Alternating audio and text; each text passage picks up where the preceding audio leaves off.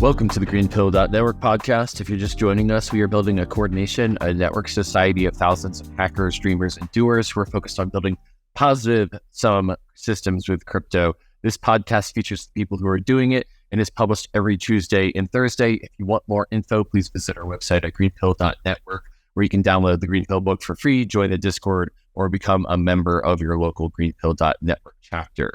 My guest today is Marcus, who is a researcher and builder in the Ethereum ecosystem, focused on driving real-world adoption and utility for crypto. He was born and raised in Guatemala, a country in Central America where centralization and corruption plague the fabrics of society. He's a fellow at the Ethereum Foundation, where he focuses his research on how we can reform the financial systems in Latin America by leveraging peer-to-peer decentralized network. And he's the co-founder of Ethereum Guatemala, which is a community-focused grassroots driving local Ethereum education and adoption, and has worked at several DAOs and protocols over the years. Why did I want to have Marcus on the podcast? I'm just really excited about the potential for crypto in Latin America and other places in the global South.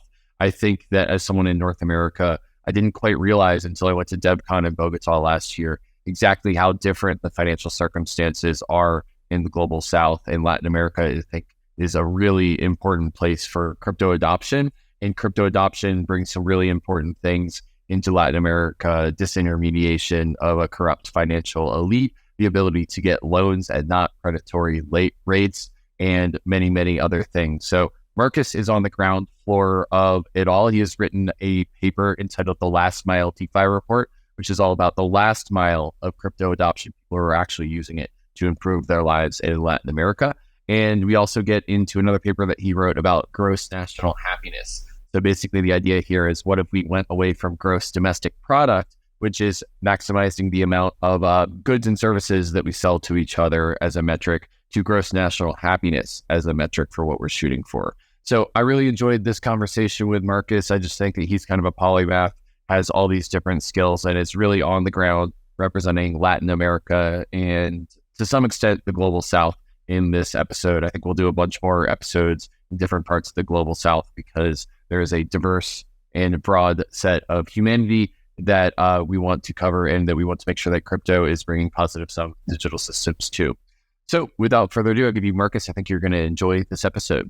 ValleyDAO is an open global collective working to finance and democratize the governance of synthetic biology technologies to protect the future of our planet. Research and progress into synthetic biology is critically constrained by the world of nation-state regulations and bureaucracy from middlemen. But the potential that synthetic biology has for the world is massive. It can produce a world in total harmony with nature. We can grow stuff using cells like software. It's awesome. And the best part is, we no longer have to pull carbon out of the ground to grow and maintain civilization. Don't you think we should be funding this? ValleyDAO does, and that's what they're here to do, to try and make the SolarPunk world of tomorrow a reality today. So join ValleyDAO right now and save the planet at valleydao.bio. Marcus, hey, how's it going? Hey, man, it's going really well. Super happy to be here with you.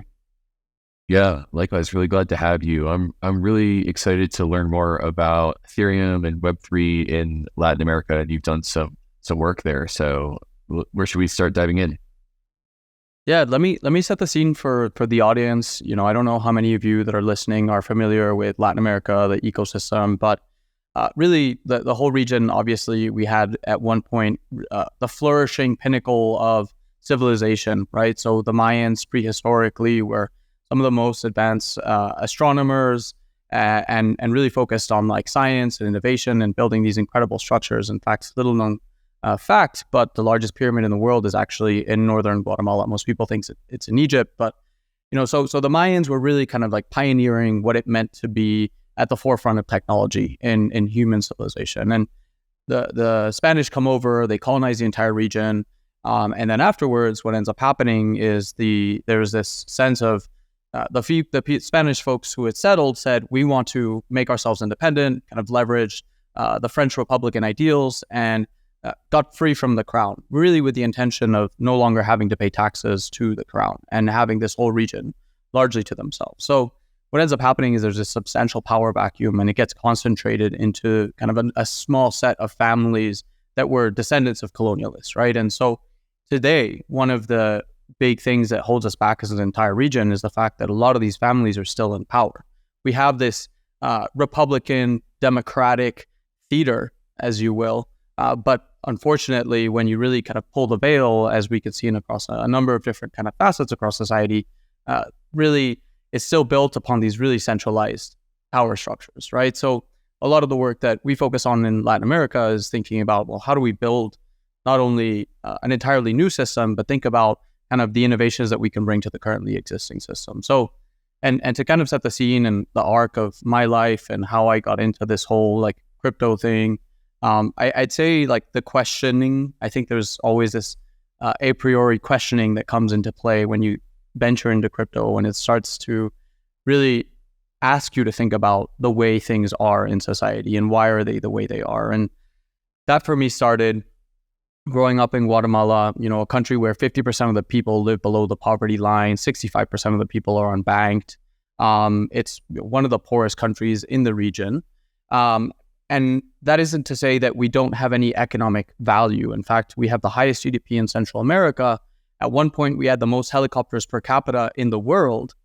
And at the same time, we had some of the highest malnutrition rates. So really the problem here is inequality and disproportionate allocation of value. So growing up in this context, I was exposed to this from a super early age. And what ends up happening when you create these unequal systems, as nature shows, right, and as kind of these biomes will come to display, is whenever you have too much of something in an ecosystem, the system begins to collapse in on itself, right?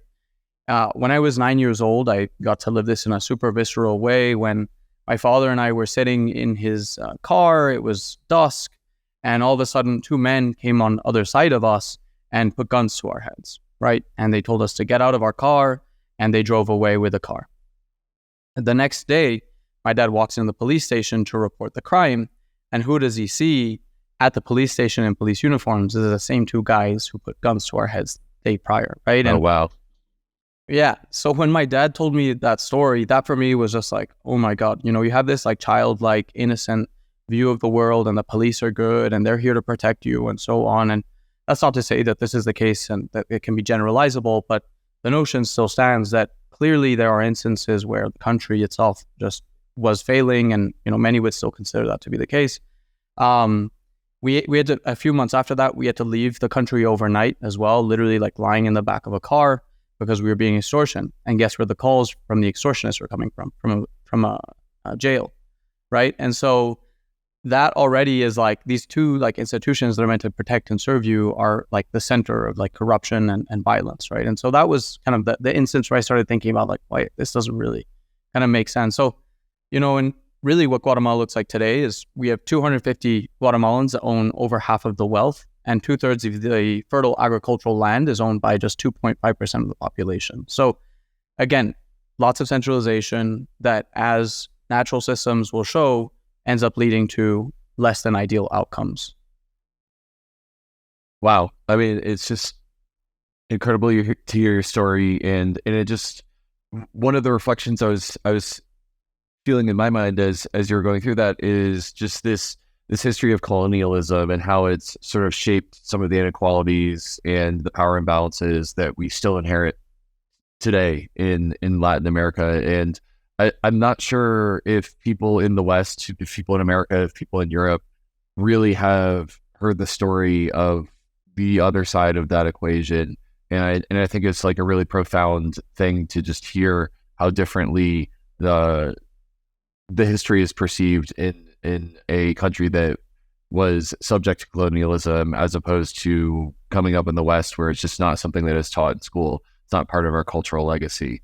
So I think you really set the stage there, and for why some of the problems around inequality exist. And I'm wondering, you know, like where should we go next? Is it time to get into Web3, or is there more context setting around Latin America that you'd like to give us?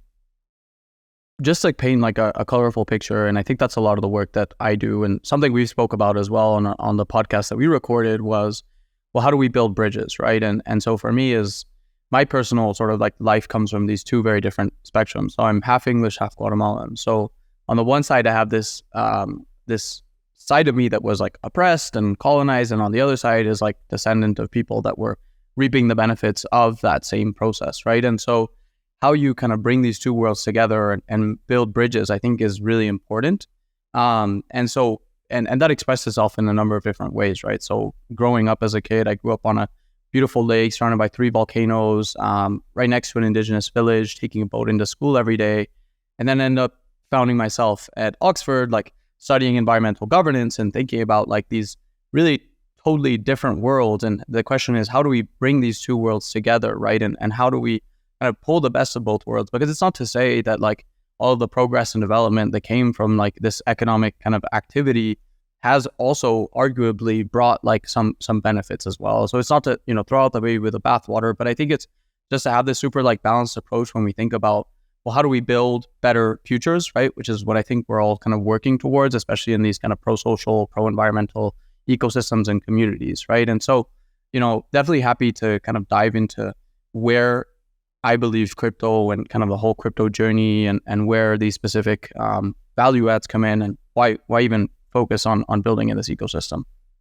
Well, before we get into that, I'm wondering, we can kind of get into like a rationalist economic programmer perspective on these things, but I'm wondering, just like in general, is crypto and technology seen as kind of like colonialist? Like, is it like, the West, the global North imposing itself on the global South?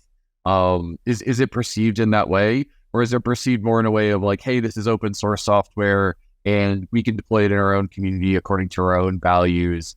And like, I guess I'm just wondering, like, before we even get into the ways it can be used, is it seen as neocolonialist, or is it seen in like another light, or just do people not even really know about it yet?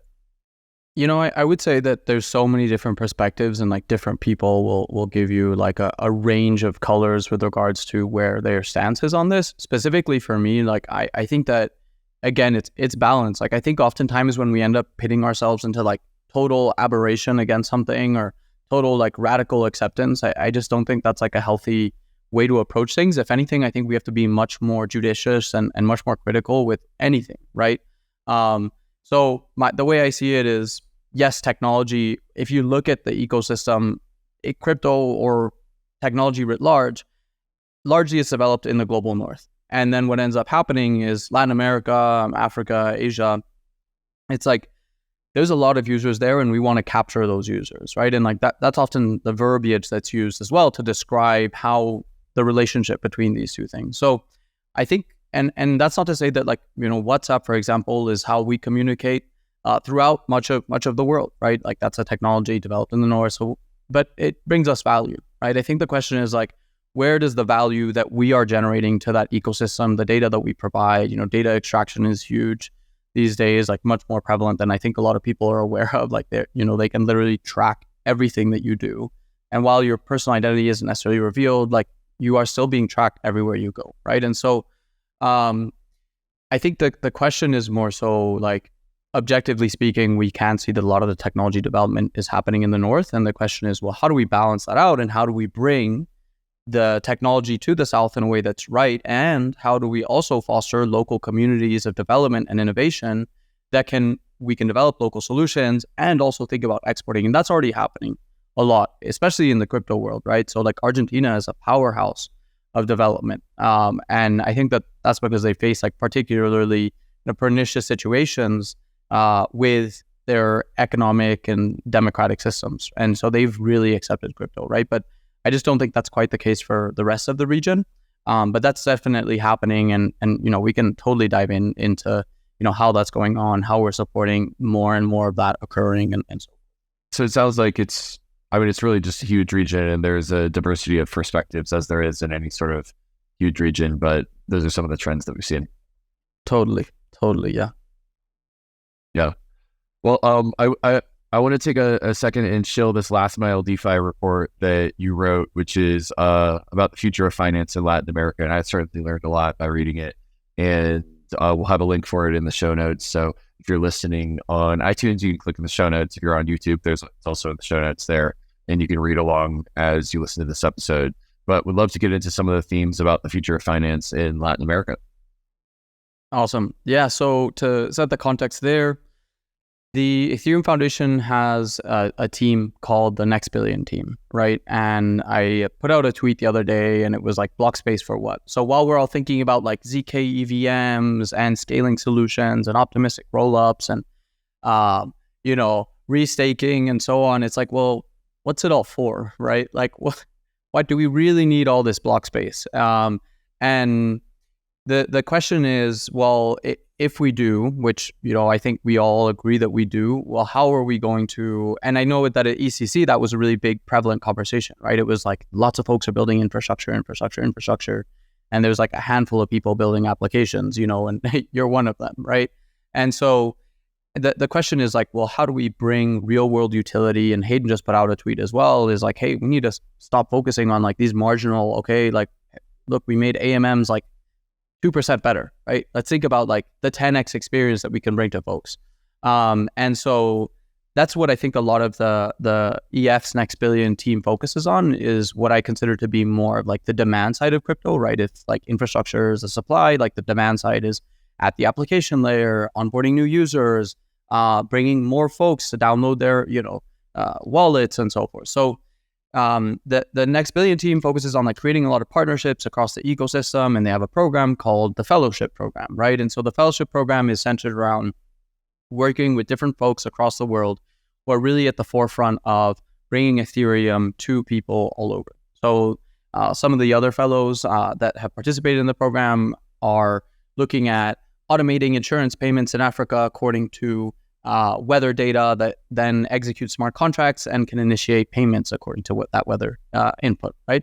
Other folks who are looking at how do we democratize access to self-sovereign identity that we can scale all over the world. And then my specific kind of line of research is focused on a decentralized finance and how we overcome these, what I believe to be, again, extractive institutions that we have in the region, right? And so to give an example of this, I did a video and a whole research piece and focused on, well, what would it be like to show people like side-by-side comparison of what it's like to take out a loan with a traditional financial institution versus a decentralized finance protocol, right? So I went to my bank and I said, and I'll get into the last mile DeFi report. I just really want to kind of set the color here for the report. But I went to my bank and I said, hey, can I get a loan to buy a car, right? And they offered me a loan. They said, sure, no worries. We can get it to you next day. Didn't even mention the interest rate at all. And they're like, yep, we can give it to you. And they're just like, yeah, you just have to pay us X amount, whatever. And I said, but what's the interest rate here? And they were like, oh, and they had to like go through and check for like 5 minutes before giving me this accurate number. And then it came out to be something like 20% plus, right?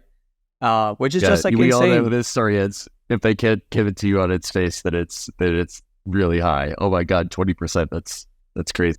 20% interest rate loan, right? And it was like collateralized against, the assets I had in the bank. And so then I went on to, kind of my DeFi kind of toolbox and ended up choosing a protocol, Liquidity, that offers 0% interest rate loans, right? And so I did this whole like comparison. And even when you look at like the off-ramp fees, the conversion fees, there is a 0.5% interest rate or 0.5% kind of cost of taking out the loan on Liquidity as well, right? So when taking all that into account, like it was still nearly an order of magnitude cheaper than going through a traditional financial institution, right? So that kind of sets the color for like how broken the traditional financial institution systems are, or TradFi, right? And so that is where I really wanted to think and explore, specifically looking at like homes, right? If you want to get a mortgage for a house, you're looking at like 40%, particularly if you're like a marginalized person, but then like do a really sweeping, broad overview into like, well, where are all these different like entry points for decentralized finance to play a transformative role in society? So the research itself was over the course of 6 months. I spoke with 400 different folks across the ecosystem, DeFi, degens, the folks at Olympus DAO, people at Maker, and all the way through to like academic institutions at the University of Cambridge, Stanford, people who are doing like really deep work on like economic inclusion, financial inclusion, the people at IDEO that I feel kind of sit in between as well, right? They can kind of walk the Web2 and Web3 worlds, a lot of institutions, traditional institutions, UNICEF, and large multinational nonprofits, and was like, hey, what are the problems that you're seeing in the financial ecosystem in Latin America, and where do you think this technology can kind of fit in, right? And so it was a super long 50-page report, and it was published in both English and Spanish. And really, the kind of high-level outcomes are, if we want to bring more people into crypto, and I think that this is really like the opportunity that we have here. And what we have to do is focus on a few different things, right? So for sure, we want to look at wallets and making sure that wallets provide like a super seamless user experience. The state of wallets today, like I've had multiple friends and cousins, and I'm sure we all know folks, right, that like set up their wallet, they lose their seed phrase, and there go all their assets and any of their interests in like engaging in this ecosystem, right? Scalability, also huge, right? I think that this is something that Vitalik spoke about recently, and one of his later pieces, right, is, well, we really need to focus on like subset transactions that don't cost the end user anything at the end of the day, and really driving like real use cases for the region as well. Like how many more perpetual and options protocols do we need, right? Like how many more like complex DeFi products are we really going to need? And how much value is that really going to bring people in Latin America, right? And so really thinking about like payments, identity, loans as well, I think are huge too. And I think, and you know, this is something we'll talk about as well, is like, let's focus on nurturing local communities in the region that are really driving adoption for Ethereum and Web3 more broadly speaking. So, you know, those are kind of like the process of the research and it's kind of the high level outcomes. Like definitely would, if this is of interest for folks, like do read the report and would love your thoughts and feedback on it as well. What was really fun about producing it too, it was like all open source as well. So like I published version 1 and then I went out on Twitter and I was like, hey, you know, here's version 1, and a whole like dozens of people contributed. And then we worked on kind of the next version 2 together, which is the final report. So, you know, the research and production of the content as well was really great to produce. That's why we build in public. It's crazy how much if you share sometimes a bold new initiatives and people see holes in it, they'll help you fill those holes. And I think that that's one of the coolest things, that other people see this vision and the need for this technology in Latin America, and they helped you produce it. So Shill, for the last mile DeFi report, link in the show notes if people want to read it. Totally. Yeah, do check it out, and yeah, to get any feedback or questions, like do reach out, right? And as you said, like this is the magic of building in the open. So let me ask you, just like anecdotally, which are the use cases that you're most excited about? Like I appreciate that you've got this systematic and sort of like broad view, and you wanted to set all this context, but like let's get into it. Like, you know, you as someone who's studied this, what are you most excited about right now? You know, I think that there's different ways of seeing it, right? And this is something I mentioned at the start. Like either we can build a totally new system or we can improve the current one, right?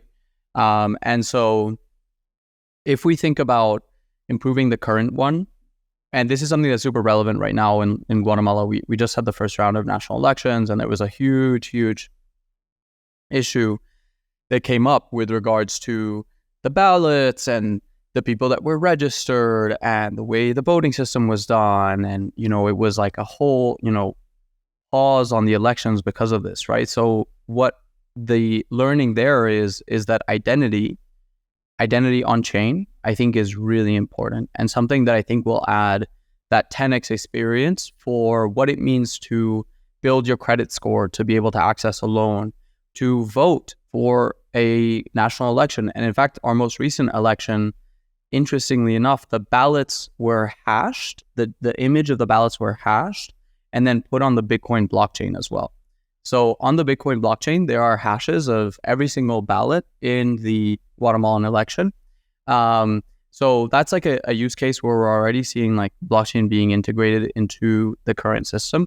But I think that that's like one use case that I'm super excited about, is being able to create these like substrates of identity and reputation that can be scaled, right? But for that, and I think a prerequisite for that is privacy. So I'm a little cautious on like identity today, because I just don't think that like privacy substrates are quite there yet, but we're definitely working on it. I would say the other piece that I'm super excited by is payments. So we already have El Salvador right next to us that, Bitcoin is literally national tender, right? So they're already able to like tap into that economic value and flow. But if we can disrupt the payments ecosystem right now, that is, for example, for you to open a bank account here in Guatemala, and oftentimes the case in Latin America, if you want to access a online banking, you have to pay about the equivalent of $5 a month, which for you or I or a lot of other folks that are listening to this conversation, like $5 a month doesn't seem like a huge barrier to overcome. But if we think about the last mile communities, right, that are living on like $2 a day, like that's huge, right? And so I think that like being able to surpass this like traditional financial institution with regards to payments, lending is the other use case I'm really excited by, right? And under collateralized lending. And that ties into the reputation stuff. But I don't think we've quite seen under collateralized lending take a hold largely in specifically for retail as well. Like we've seen Maven 11 that has worked quite closely with Maple Finance, for example. But that's like institutional, there's a lot of trust that's placed into these institutions as well. And, we saw like FTX, I think just like burned a whole bunch of folks who were looking at like under collateralized lending too, and specifically in like at least CFI, right? And so that's like another use case I'm excited about, although not super bullish on in like the short term, specifically for retail.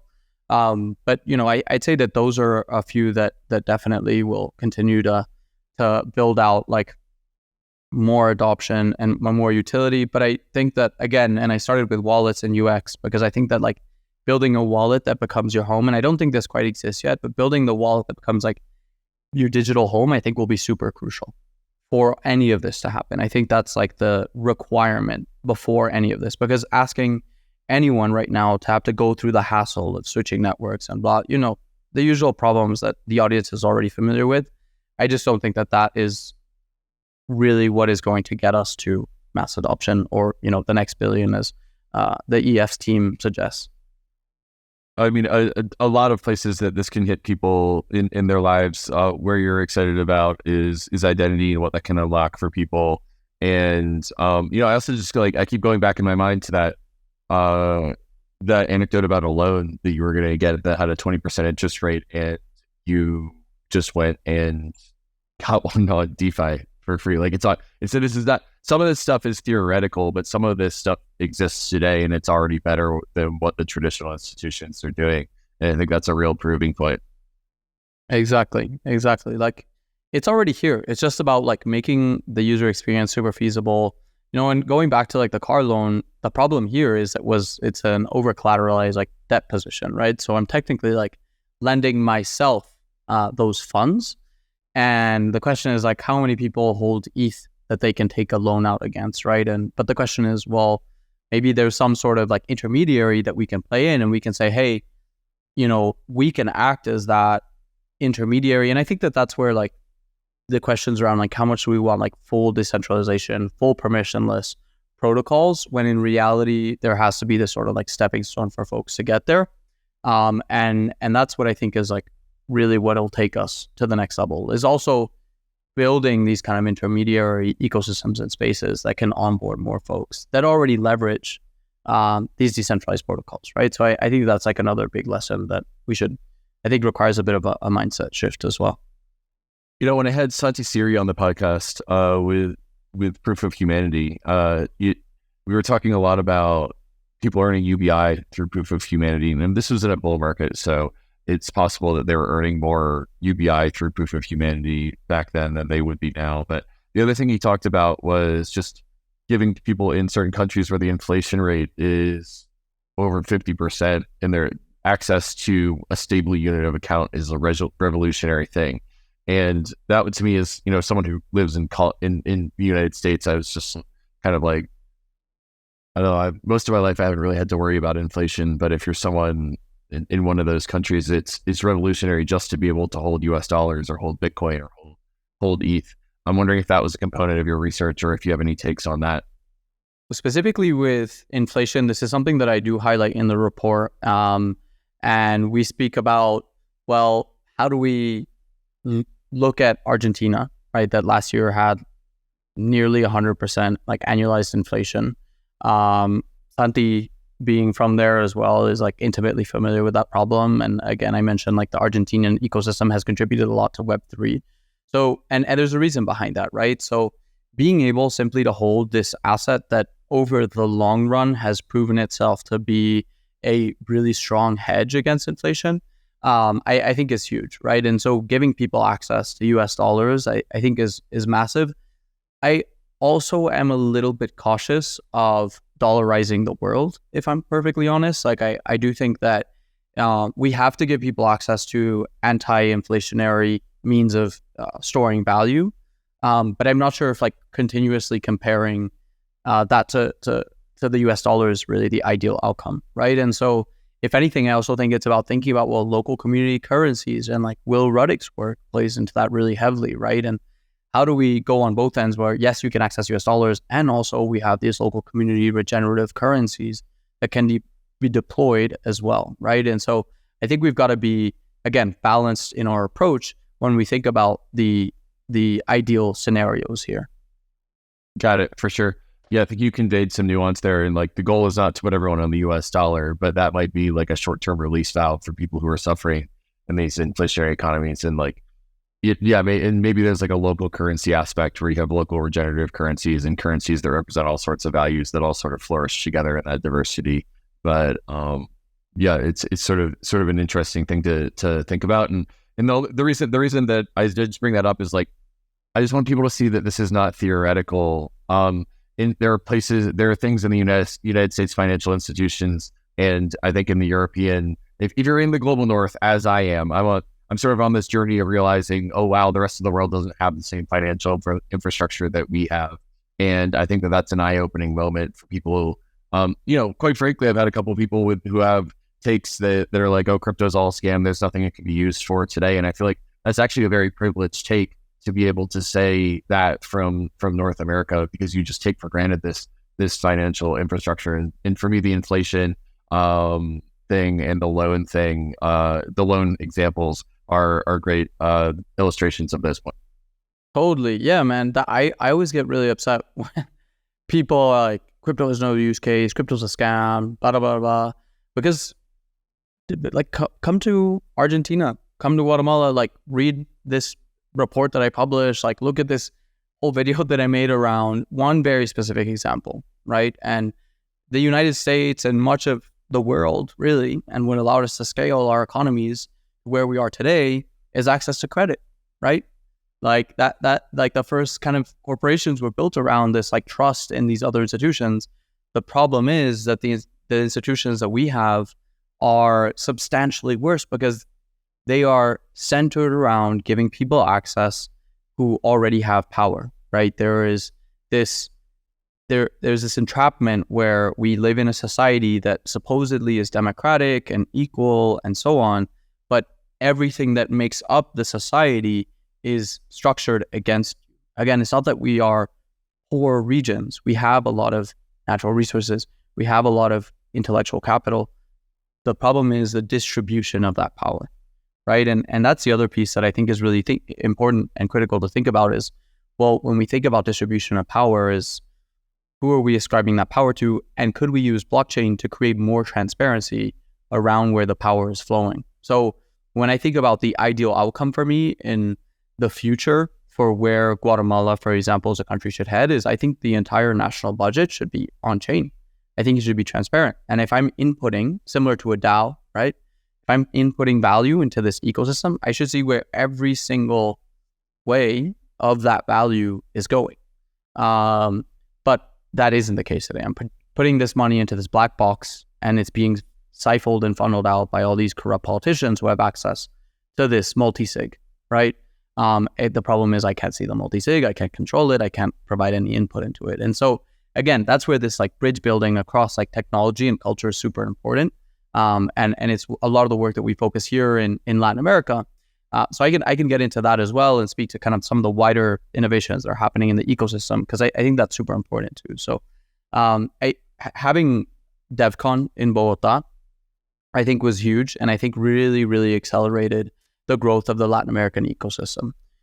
So prior to DevCon, there was ETH Latam, which was hosted at the same venue.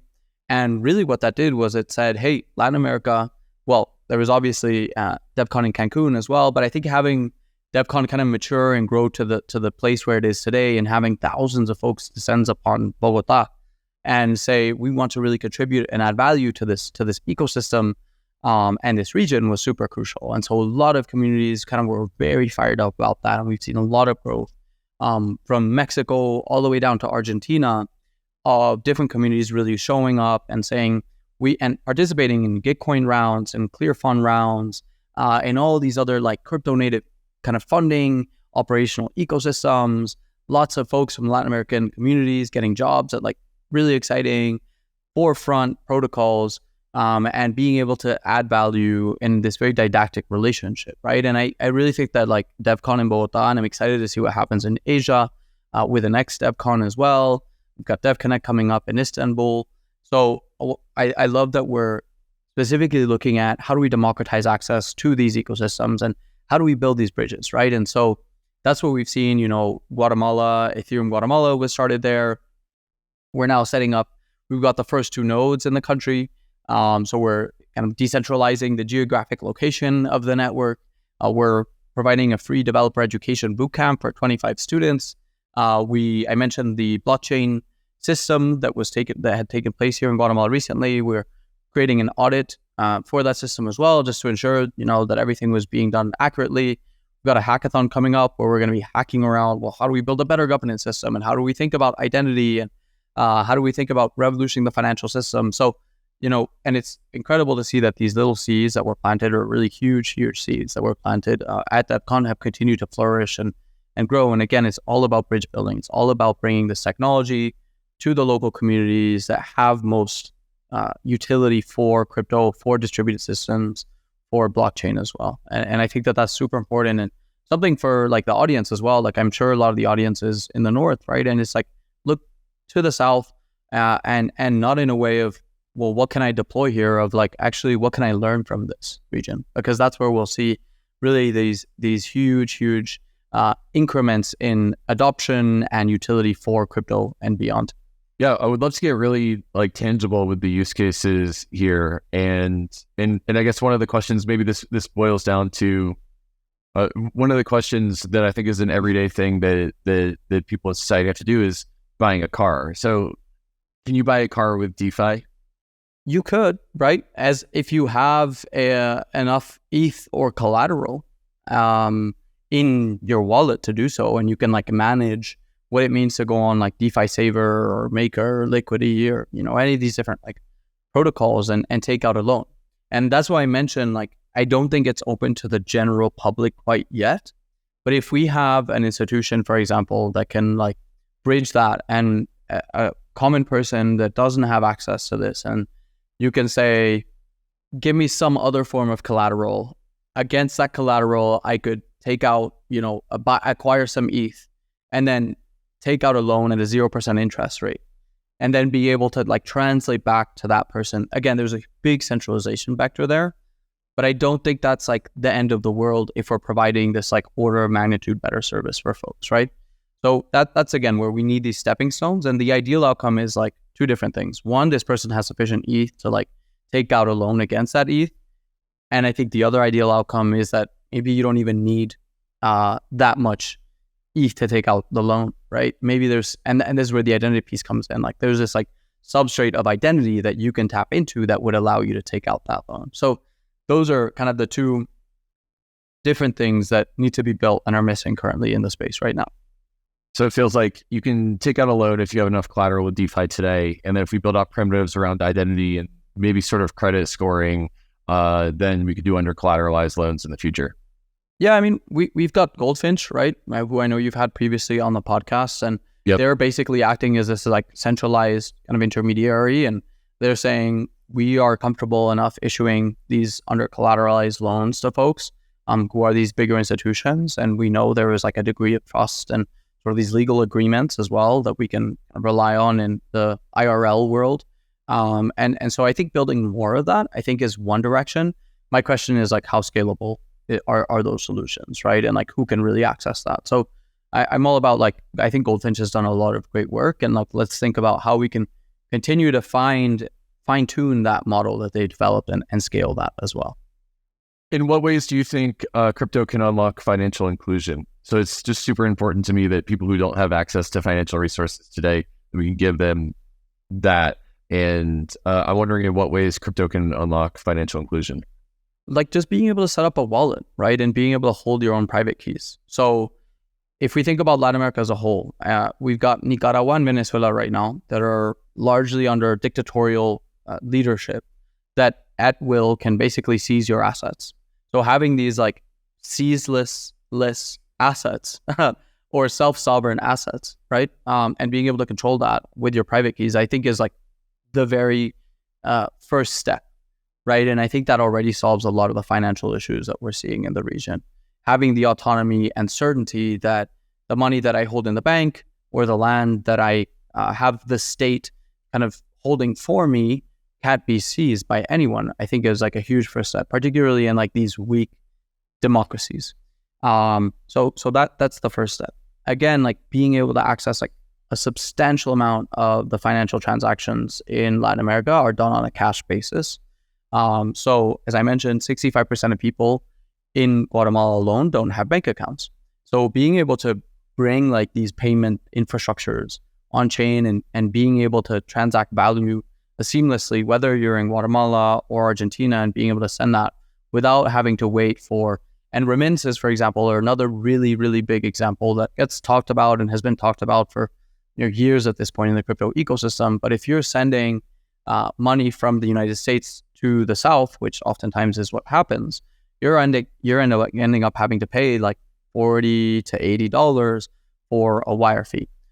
Specifically, if you want to send it to like a Western Union, for example, someone who like doesn't have access to PayPal or another kind of technology levered financial rail, right? So I think that's another huge one, and that one is a massive opportunity that no one has really quite beaten. El Salvador did a really great job with kind of adopting Bitcoin, and I know some folks are using it there. But I think that's another like payments, cross-border or national as well, right? Then again, loans, which we touched on with a couple of different specific examples. With the loans piece, I think there do need to be these more centralized intermediaries that play a role similar to Goldfinch that will facilitate these loans. And then all of this powered by like an identity system, right? Like the identity system is what sits beneath all of this, like your reputation system. And like a reputation system can also end up being like a really like less than ideal outcome too, right? And I think that's a big fear for folks when we think about like having one institution like be the purveyor of that identity. Very prevalent conversations with a lot of the announcements coming out lately, right? But I think that those three use cases underlied by an identity system are what's going to give us that capacity to really scale and provide real utility and value for folks. Beautiful. Well, I can't wait to have you back in 2024 or 2025 and ask that question again. Have that answer be even more profound. I think we're getting towards the back nine of the episode, and we only have looks like 9 minutes until the bottom of the hour. So maybe I'll start moving towards some closing questions. Is there anything I didn't ask that you wanna say? I'd love to really like touch on this, and we mentioned it right at the start, but explore this research that I published whilst I was doing some research at Oxford, and it was centered around Bhutan, which nothing to do with Latin America, nothing to do with anything that we've talked about, but I think really is kind of the underlying notion of what it is that we are building here, right? And Bhutan is a country that was never colonized by the Europeans. It's like nestled in the Himalayas. It's a tiny, tiny country. So physically never colonized, intellectually never colonized as well. And what they've done is instead of relying on GDP, gross domestic product, which is the measure of value that we use today across society, what they've done, and by the way, the person who came up with, Simon Kuznets, who came up with GDP, he himself said, this is not the way we should measure what it means for a society to develop, right? And I think it's important to talk about like this specific example because what GDP does is it simplifies what it means, what progress means, right? So it says arms development, cigarettes, alcohol, all of these things that arguably are not great for the environment, environmental pollution, all of that gets tallied up into like one single number. And then it's like, hey, you have the highest GDP, congratulations, you now get access to more loans or whatever, right? So what Bhutan has done is they've said, no, our development is measured upon Buddhist principles. Bhutan's a Buddhist country. And what we want to focus on is developing a index of happiness, right? And rather than saying it's all about kind of pure economics, let's focus on really bringing people like a sense of what it means to be a flourishing human, right? And so they do this by taking like these 9 different kind of measurements according to what they believe to be development is, right? And so they look at like environmental sustainability, health, education, and a number of other factors, right? And rather than saying like, oh, we produce this much like capital, economic, financial outcomes, is like our population is this much happier, our population is this much more educated, is this much more healthy. And whenever they want to make a decision to, I don't know, install a new hydroelectric plant and have to cut down an entire forest to install that electric plant, they say, well, could this affect our environmental actions or our environmental score, right? And it ties into this notion of kind of the 9 forms or 8 forms of capital that Gregory Landau talks about, right? And so let's think about and let's reaccount for what value means, right?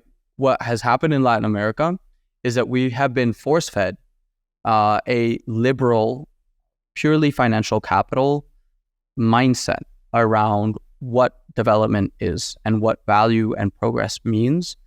And whether it's in Latin America or whether it's in the global north or anywhere in the world, I think we've got to just really start kind of pulling the strings and pulling the veil from what it is that we're looking for at the end of the day. Is it just that number in your bank account or your crypto wallet against the US dollar to go up? Is that really like the ideal outcome for everyone?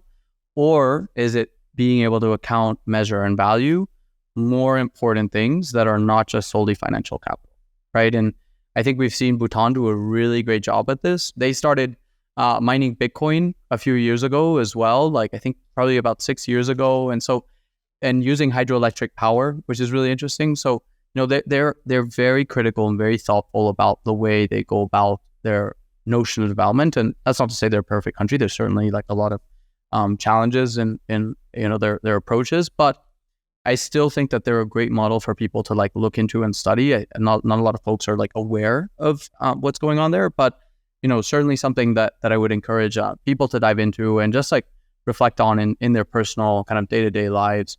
Because at the end of the day, it's like these things, this change that we're all looking for in crypto. And I think it's also something that isn't talked about as well. It's like, oh yeah, we want to change the world. We want to change this ecosystem. And we're like spending 10 hours a day in front of a laptop screen, right? Like, is that really how we bring about like transformational change to a society or not, right? And so really let's start being judicious with, what development means, how we want to leverage these substrates of coordination, and this incredible technology, self-sovereign, permissionless, decentralized technology that we have, and build solutions from that place, rather than just like repeating the same pattern, because that will get us nowhere.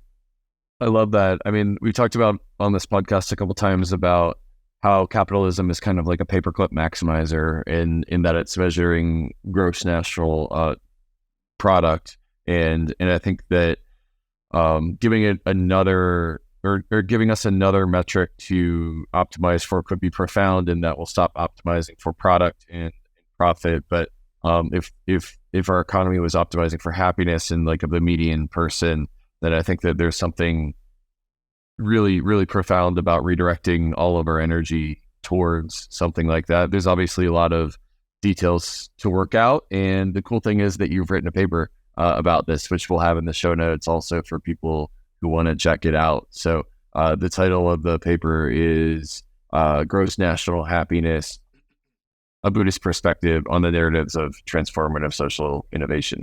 So excited to dive in on that myself, and we'll have a link in the show notes for the listeners there. Definitely. Well, yeah, thanks, Kevin. It's been great joining you on the podcast and being able to build bridges, right? And that's what we're here for. So really appreciate all the work you do and excited to keep building. Very grateful to you for opening this perspective on Ethereum and Web3 in Latin America to us.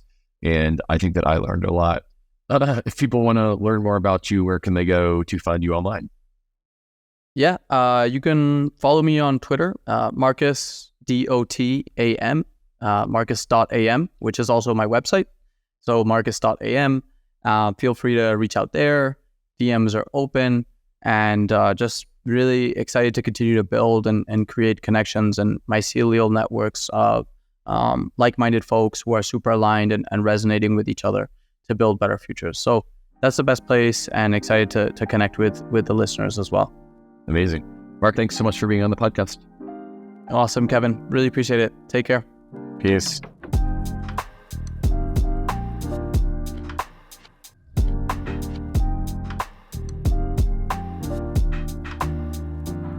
Wow, what an episode. We just heard from Marcus, and I was just really excited to hear about all the ways that crypto can help with financial inclusivity and with the financial system in the global south, especially in Latin America. Thanks for listening to the GreenPilled.network podcast. Again, we are trying to feature the people who are doing, dreaming, and building crypto for positive sum systems in the world. I think Marcus was a great example of that, and I can't wait to invite him back onto the podcast in a couple of years, see how the work has proliferated in Latin America. If you value our work, please make an offering to our algorithmic overlords. Don't forget to like and subscribe. Please gratify us with likes and sharing this episode with your friends. That's the source of all of our powers, at least until we rewrite social media to be more focused on the public good. Please subscribe, rate, and review. See you next time. Peace and love.